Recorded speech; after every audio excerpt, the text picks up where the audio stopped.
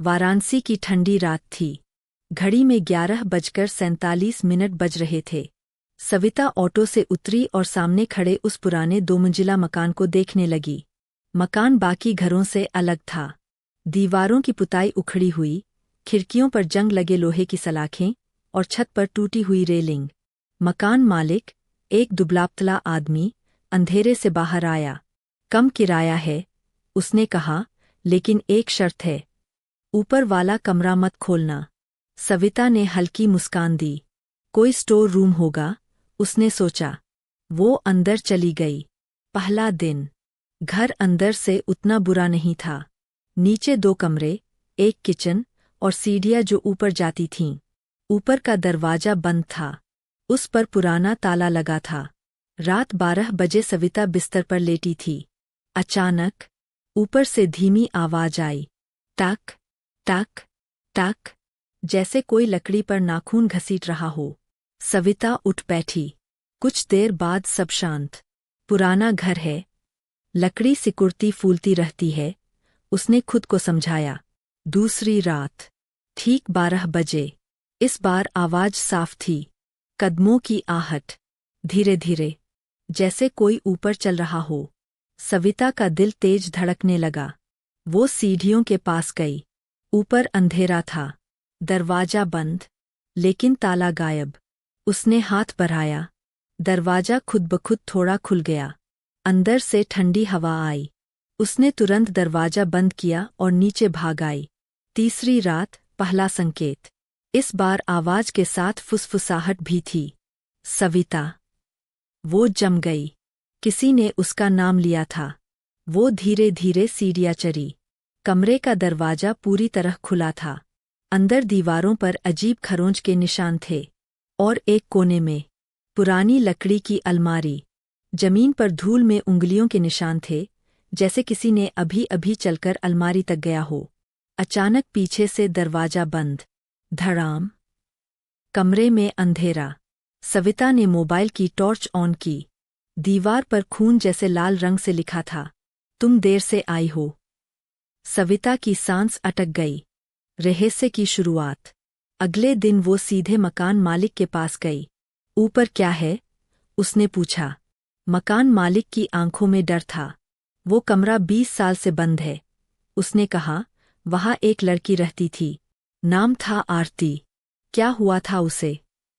वो गायब हो गई थी। सविता का दिल धड़क उठा। जांच। सविता जिज्ञासु थी। वो पास की लाइब्रेरी गई। पुराने अखबार निकाले। एक खबर थी।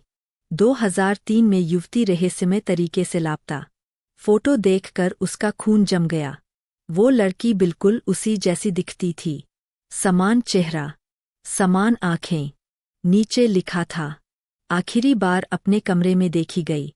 चौथी रात, सच्चाई करीब। रात 12 बजे। इस बार ऊपर से रोने की आवाज आई। सिसकिया। सविता ने हिम्मत जुटाई। वो ऊपर गई। कमरा पहले से ज्यादा ठंडा था। अलमारी अपने आप खुल गई। अंदर एक पुरानी डायरी। सविता ने कांपते हाथों से उसे उठाया। डायरी में लिखा था, अगर तुम ये पढ़ रही हो, तो समझो तुम्हारी शक्ल मेरी जैसी है। ये घर उन लोगों को चुनता है, जो मेरे जैसे दिखते हैं। सविता के हाथ कांपने लगे। अचानक उसके पीछे किसी की सांस महसूस हुई। धीमी, ठंडी। तुम मेरी जगह आई हो। सविता ने पलटकर देखा। दरवाजे के पास एक परछाई खड़ी थी। चेहरा धुंधला, लेकिन आंखें वही। असली राज। परछाई बोली, इस घर में एक आत्मा कैद है।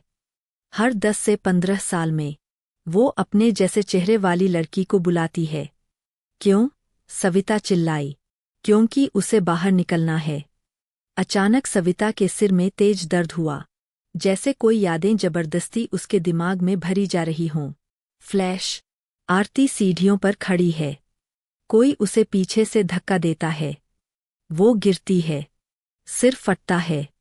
मकान मालिक। वही आदमी। सच्चाई। आरती की हत्या हुई थी। मकान मालिक ने उसे मारा और लाश को कमरे की दीवार के पीछे छिपा दिया। लेकिन उसकी आत्मा उसी कमरे में फंस गई। अब वो बदला चाहती थी। आखिरी रात। रात 12 बजे। मकान मालिक घर आया। तुमने ऊपर कमरा खोला? उसने गुस्से से पूछा। सविता चुप रही। अचानक ऊपर से जोर की आवाज आई। दरवाजे अपने आप बंद। खिड़कियां जाम। कमरे में ठंडी हवा घूमने लगी।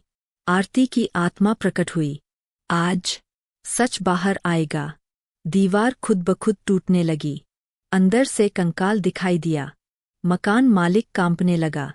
मैंने गलती की थी, माफ कर दो। परछाई उसकी तरफ बढ़ी। अचानक पूरा कमरा अंधेरे में डूब गया। चीख, भयानक चीख।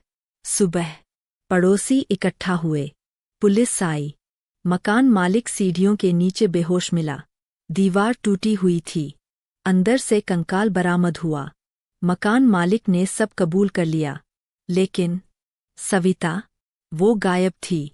ऊपर कमरे में दीवार पर नया संदेश लिखा था। अब मेरी जगह कोई और आएगा। और अलमारी के अंदर एक नई फोटो, जिसमें सविता खड़ी थी और पीछे आरती मुस्कुरा रही थी। Twist and.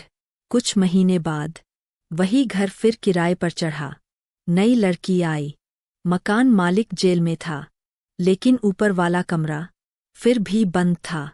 रात 12 बजे। टक टक टक। और दीवार पर धीरे धीरे शब्द उभरे। तुम देर से आई हो।